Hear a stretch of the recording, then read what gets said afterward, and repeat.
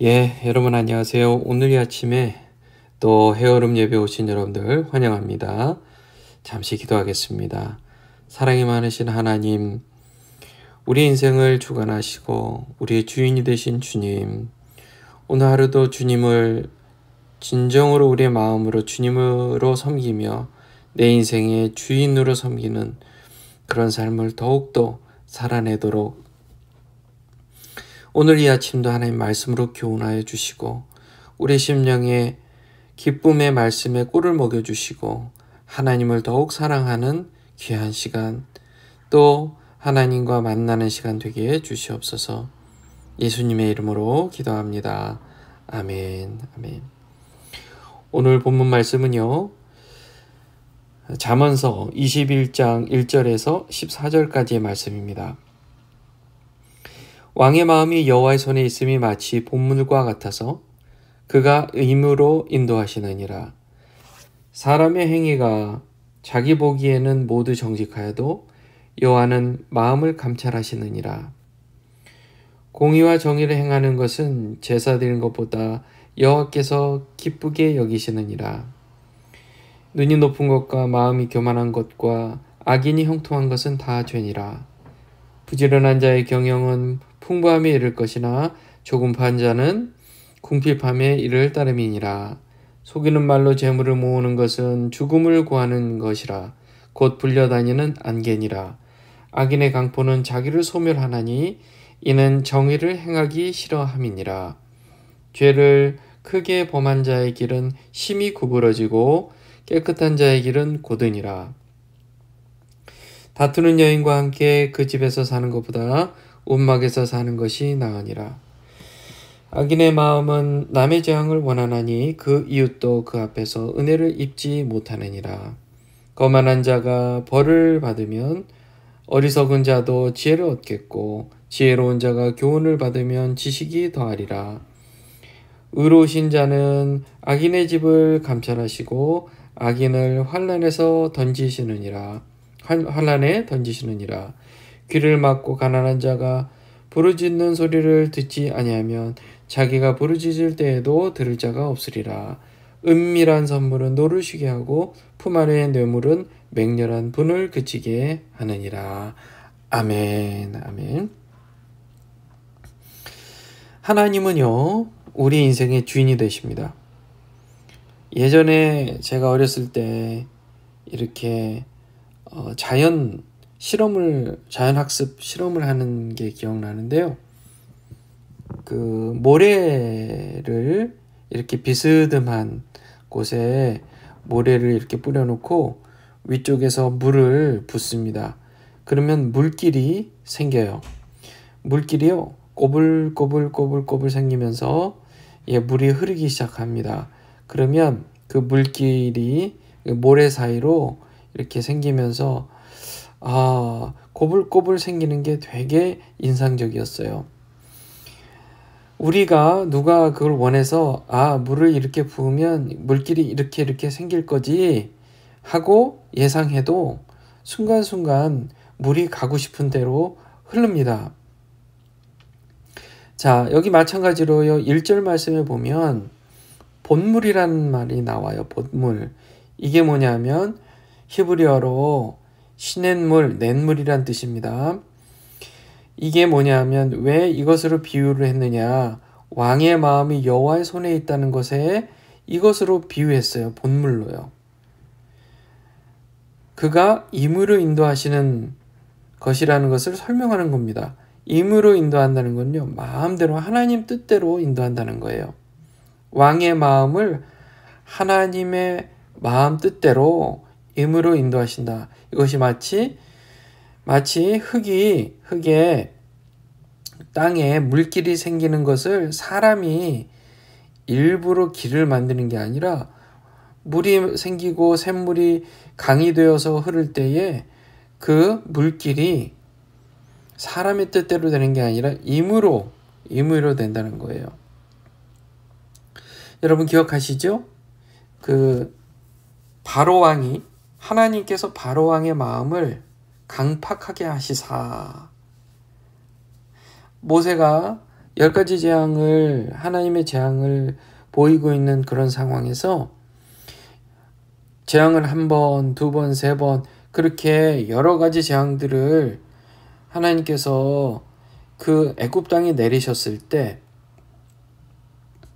하나님께서 동시에 바로 왕의 마음을 강팍하게 하심으로써 모세가 요구하는 내 백성을 이제 해방해달라라는 요구를 거절을 계속했었죠. 잘 이해가 안 돼요. 하나님께서 바로의 왕의 마음을 강팍하게 하신다?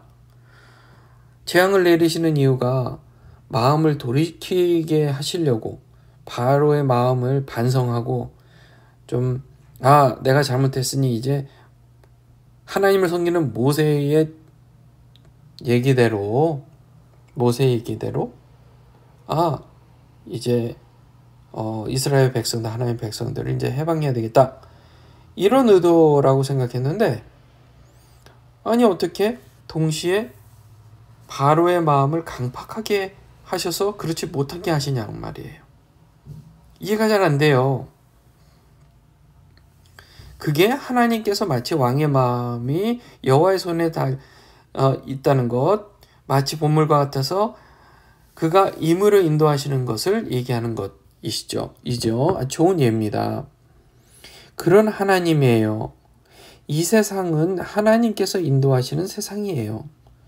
하나님의 주권을 우리는 인정해야 합니다. 어떤 사람들은 하나님이 내 인생에 내 마음을 2절 말씀처럼 감찰하시든 말든, 2절 말씀이 그렇게 돼 있잖아요.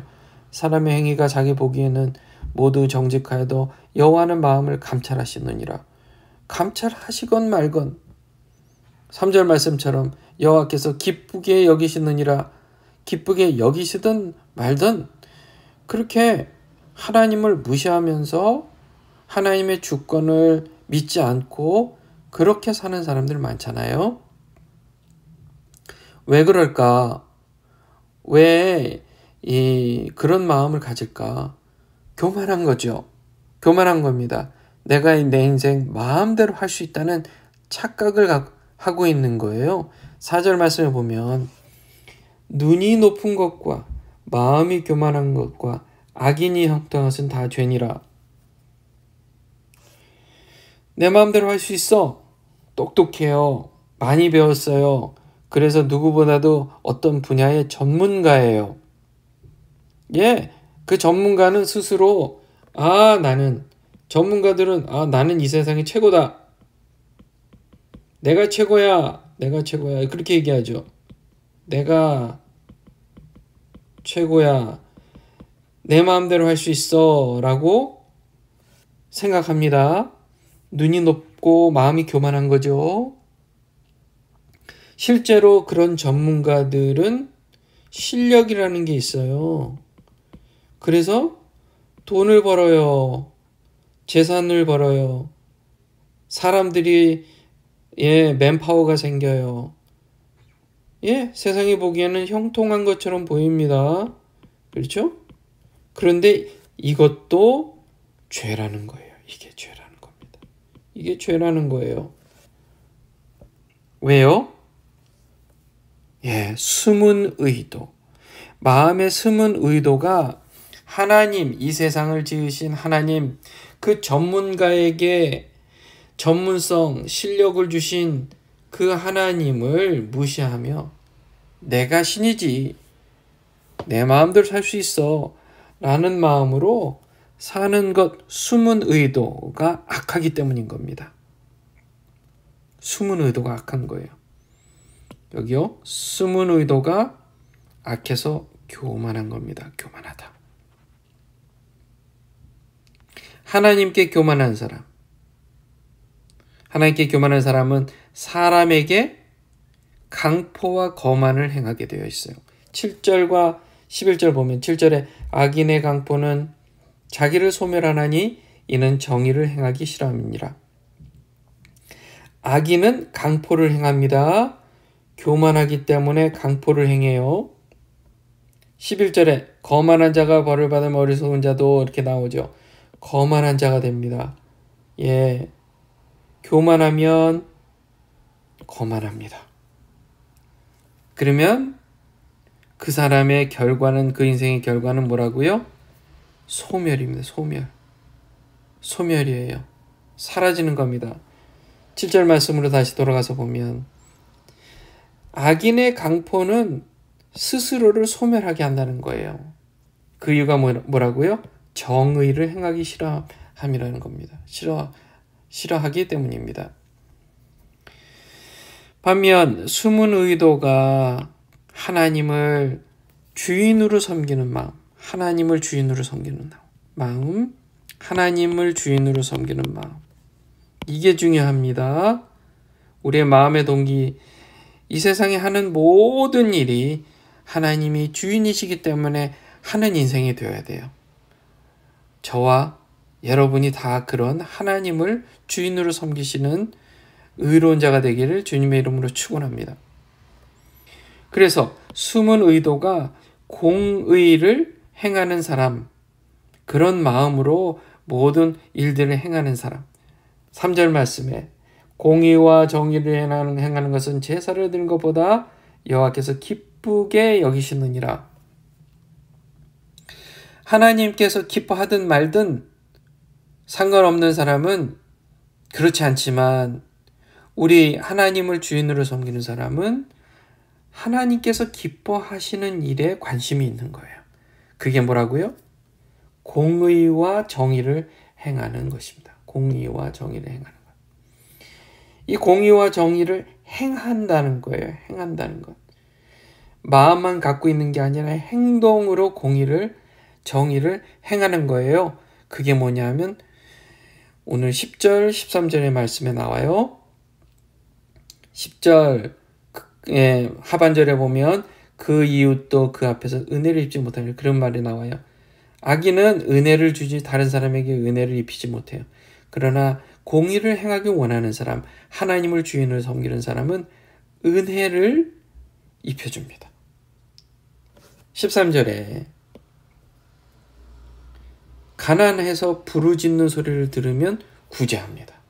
구제하는 사람. 구제하는 사람. 숨은 의도가, 자 다시요. 숨은 의도가 하나님을 주인으로 섬기는 사람으로서 공의를 행하는 숨은 의도를 가진 사람은 이웃에게 은혜를 입혀요. 구제를 행합니다. 행하는 사람이에요. 행하는 사람. 여기 3절로 다시 돌아와 봐요. 제사 드리는 것보다 구제를 행하는 걸 하나님께서 더 기쁘시게 여긴다는 거예요. 예배 드려서 예배 때 은혜 받는 건 너무너무 중요합니다. 저는 하나님을 높여드리는 예배의 삶, 사시는 여러분들 되시기 바라요. 우리가 주일날 예배 드리죠? 이렇게 아침마다 우리가 헤어름 예배 드리죠?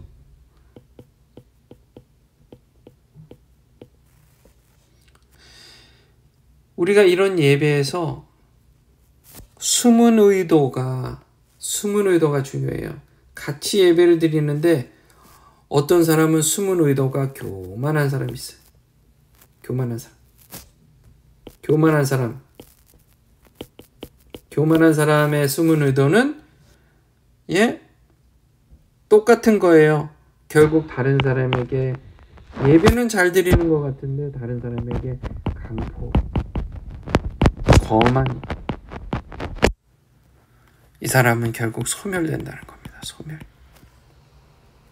그런데 같은 예배를 드려요. 근데 그 마음에 하나님을 주인을 섬기며 공의를 행하기를 원하는 마음으로 예배를 드리는 사람은 다른 사람에게 은혜와 구제를 베푸는 사람이죠. 이 사람은 영원히 영생한다는 겁니다. 영생입니다. 영원한 생명을 갖고 영원히 살아가는 사람이에요. 저와 여러분들이요, 주일날 예배드리고 아침에 예배드리고 말씀 보고 묵상하고 찬양하고 할 때에 그 마음 숨은 의도가 중요하다. 숨은 의도, 여러분 마음의 숨은 의도가 하나님을 주인으로 섬기시는 숨은 의도를 갖기를 주님의 이름으로 축원합니다. 나는 과연 그럼 내가 정말 하나님을 주인으로 섬기며 예배하고 있을까? 찬양하고 있을까? 말씀 보고 있을까? 아침마다 큐티하는 그 마음 숨은 의도가 하나님을 주인 삼아서 공의를 행하기를 원하는 마음일까?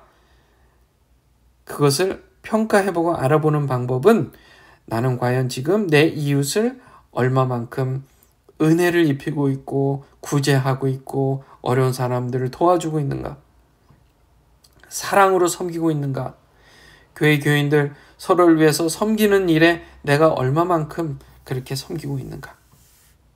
나는 교인들의 마음을 얼마만큼 내가 알아주고 그들의 마음을 공감해주고 있는가? 그것을 기준으로 해서 스스로를 평가해 보세요. 스스로 평가해 보세요. 그러면 나는 숨은 의도, 내 마음속에 숨은 의도가 정말 공의를 행하는 선한 사람인가, 의로운 사람인가, 아니면 그렇지 않는 사람인가를 알 수 있다는 것입니다. 저는 여러분들이 무엇을 하든지 예배를 드릴 때는 예배로, 또 내가 무엇을 어떤 직업으로 어떤 누군가 이야기를 하면서 뭘 하든지 숨은 의도, 즉 공의를, 하나님을 사랑하는 마음으로 하고 있는지 항상 살펴보시고 그 마음을 감찰하시는 여호와 하나님 앞에서 하나님을 기쁘게 해드리는 저와 여러분들 다 되시기 바랍니다. 같이 기도하겠습니다. 거룩하신 하나님 감사합니다. 우리가 숨은 의도가 하나님을 정말 사랑하고 이 세상 만물을 주관하시는 주관자이시며 창조자이시며 내 인생을 지금도 이끌어 가시는 주인이시라는 것을 더욱더 믿고 공의를 행하기를 원하는 마음으로 매 순간 살아가게 하옵소서. 결단합니다. 예수님의 이름으로 기도합니다. 아멘. 여러분 기도하실 때 오늘 이 말씀 붙들고 결단의 기도 먼저 하시고, 또 오늘도 변함없이 이스라엘과 하마스 전쟁 하루속히 끝나도록 여러분 기도해 주시고요. 또 우리 교회를 위해서 기도해 주세요. 주님의 교회가 더욱 부흥하고 하나님 기쁘게 해드리는 교회, 온 세상에 의를 전하고 하나님을 전하고 예수 그리스도의 복음을 전하는 정말 귀한 역할을 감당하는 교회가 더욱 되게 해달라고 기도해 주시고, 또 이 나라 이 민족을 위해서 기도했으면 좋겠어요. 미국이 하나님을 두려워하는 그런 나라로서 위정자들이 하나님을 두려워하며 의로운 마음, 의의 기준으로 법을 정하고 집행하고 또 판단하는 그런 일들을 감당하게 해달라고, 그런 나라가 되게 해달라고 여러분 기도하시고, 또 건강을 위해서 여러분과 또 지체들 또 성도님들 생각하며 여러분 기도해 주시면 좋겠습니다. 자유롭게 기도하겠습니다.